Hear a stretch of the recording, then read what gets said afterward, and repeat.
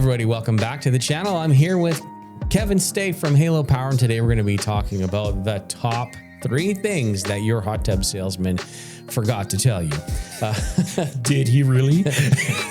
Well, maybe they just didn't know. But let's get started with that topic. Hot tubs are very popular, especially here in the Edmonton, Alberta region, Sherwood Park, Strathcona County, because it's cold here a lot of the year, and we like to, stay nice and warm and cozy, and we want our hot tub, and we want to make sure that we're nice and comfortable. So what's the number one thing that people don't know when they purchase a hot tub that they should know? Yeah, thank you, Trevor. So, hey, it's it's the home shows coming up. We just had a trade show in Sherwood Park, and all the hot tub companies are out, and they're showing off the latest, greatest tub to put in your backyard and get you soaking in a nice, comfortable tub.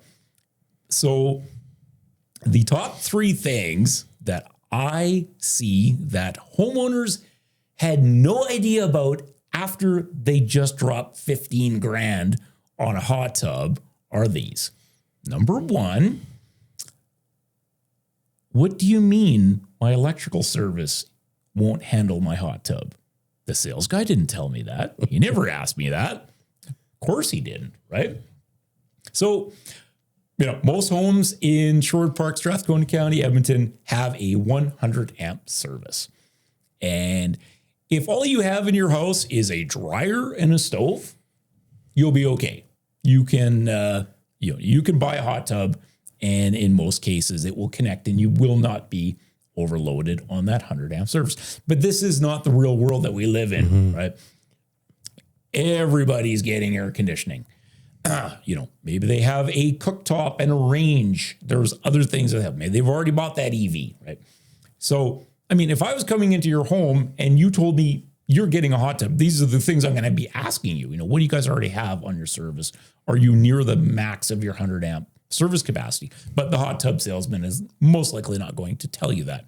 So it's a tough pill to swallow when you've already got the tub sitting on the deck in the backyard and you just need it hooked up. And I show up and I say, oh my goodness, you guys are already maxed out on your 100 amp service.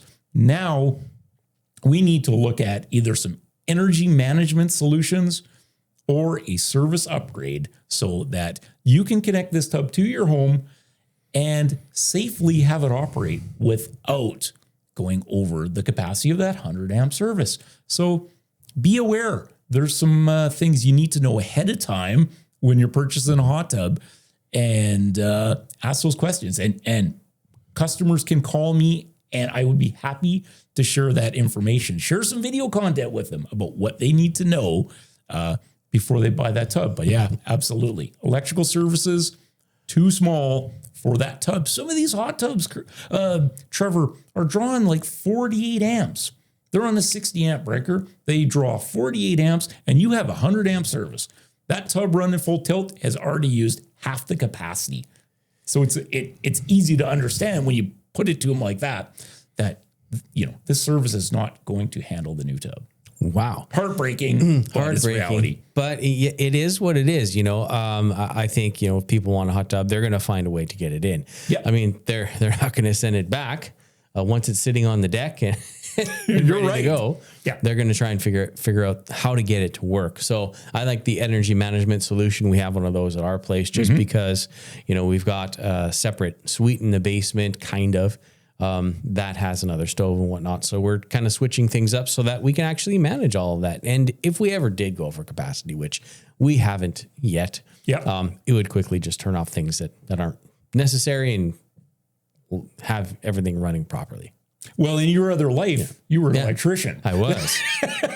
So you knew what you knew. Thank goodness. Most buyers, they have no idea. They just want to sit in that hot tub with the frozen hair when it's minus 20, and life is good. Yeah, that's what happened to my hair. It froze off. It's gone. Maybe mine too. Yeah. Okay, so what is the second thing that your hot tub salesman didn't tell you? Well, there is permits involved. What? Imagine that. Permits. Oh, we love permits. And then everyone thinks permits are just a money grab, right? But the thing with hot tubs, is there's actually two permits. So let's talk about the first one. And that would be a hot tub development permit. Has nothing to do with the electrical. This permit, basically, when the inspector's out, he ensures that, first of all, you bought a tub that's safe. And you didn't find something on Marketplace that was just an old barrel that got turned into a hot tub. Part of it is making sure that hot tub has a proper cover on it. So when it's not in use, the hard cover is closed. So that, I mean, could you imagine if the neighbor's kid wandered into your yard and the hot tub, there it is, open, no cover on it, and the child fell in? Could be tragedy, right? So that's all part of it with the development permit, is they're making sure that your tub itself is safe. The other thing is they want to make sure you got a fenced yard, because again, we don't want the neighbor's kids or anybody wandering into the yard. And the other thing is, are you placing that tub in an area that's actually safe? I will never forget the house I saw. This was in Sherwood Park years ago, where they had put a hot tub up on about a 8-foot raised deck. It was a walkout.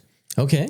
And this was the sketchiest deck you have ever seen. I don't know who built this thing. And then they drop a hot tub with 5,000 pounds of water in it on top of it. And it literally was, it did start sagging down, So, I mean, these are the kind of things that homeowners don't know. If you're going to put a tub on a raised deck, you actually need something from an engineer that says it can support the weight of that tub. So the development permit ensures that you've got everything lined up properly and safely for the actual location of the tub, that it meets the minimum requirements that the county or the city has laid out for you. So it's a big one.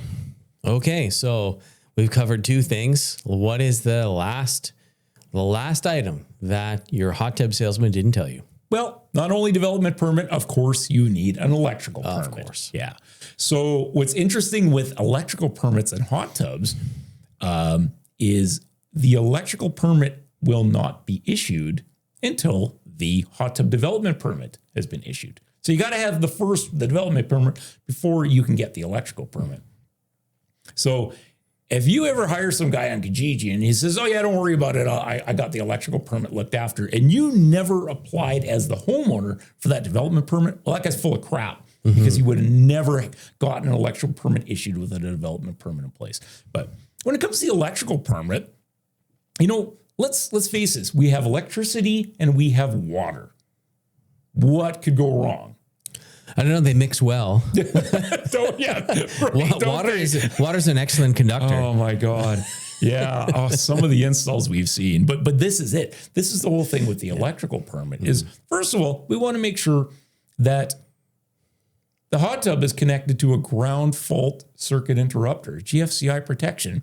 I mean, that's got to be the most critical thing. And we've seen tubs that are never were connected to it, right? Homeowner has no idea. Just a cable was ran out and wire in the panel fired up, right?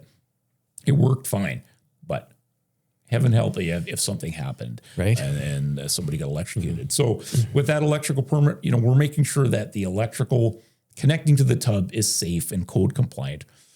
Also want to make sure that the hot tub wasn't placed right in front of the electrical meter. We have to maintain certain clearances when this tub is being installed from an electrical standpoint. You can't have it right beside your outdoor receptacles. You can't have it in front of the electrical meter.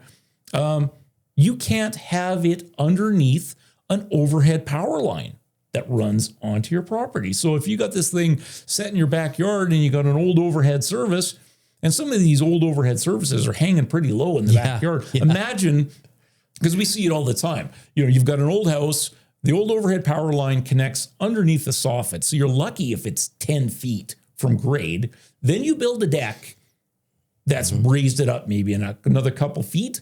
And now you put a hot tub in there. And you have your main 100 amp overhead service coming in above your tub. Again, can't do that, right? But yet, these are the things that homeowners that don't get permits have no idea. So, even stringing lights over your hot tub, that sort of thing. You're not supposed to do that. It's a code violation. So the electrical permit makes sure that you're going to safely enjoy this thing and not get killed. Yeah, don't use your overhead service like a zip line going into the hot tub. Who knows what happens, right? Yeah. Especially when the drinks get flowing. Right, right. But, so there you have it. But that's it. I mean, there's things that, you need to educate yourself on prior to dropping a huge amount of money. Some of these hot tubs, those swim spas, man, I think those are $30,000, $40,000 depending what you get. Wow. So, it would be a heartbreaker to purchase something like that without being educated ahead of time. Well, thank you so much, Kevin, for educating the clients out there that, these are some things that your hot tub salesmen aren't going to tell you, but we have here at Halo Power. So thank you guys so much for joining us. If you need your hot tub hooked up and you need a development permit and an electrical permit and properly hooked up, talk to Kevin at Halo Power. Absolutely. We'll talk to you guys later. Thank you. Thank you.